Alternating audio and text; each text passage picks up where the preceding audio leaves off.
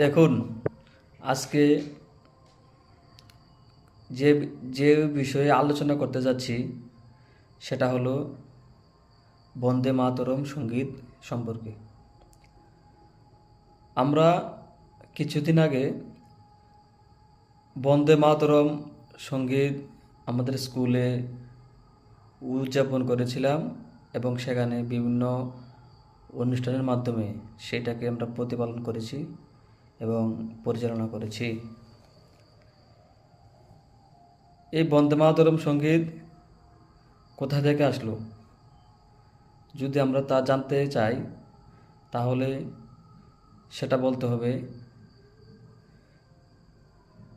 সাহিত্য সম্রাট বঙ্কিমচন্দ্র চট্টোপাধ্যায়, যিনি আজ থেকে প্রায় 150 বছর আগে সেটাকে রচনা করেছিলেন।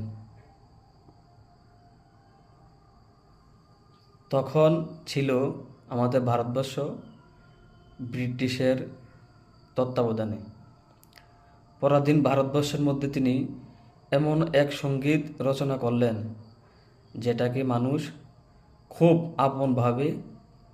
আপন মনে গ্রহণ করেছিল, কারণ এটা একটি স্লোগানে পরিণত হয়েছিল, যেখানে মানুষ ব্রিটিশের বিরুদ্ধে আন্দোলনে অংশগ্রহণ করতে ভয় লাগতো, কিন্তু এই স্লোগানের মাধ্যমে মানুষ ঘর থেকে বেরিয়ে ব্রিটিশের বিরুদ্ধে আন্দোলনমুখী হয়েছিল।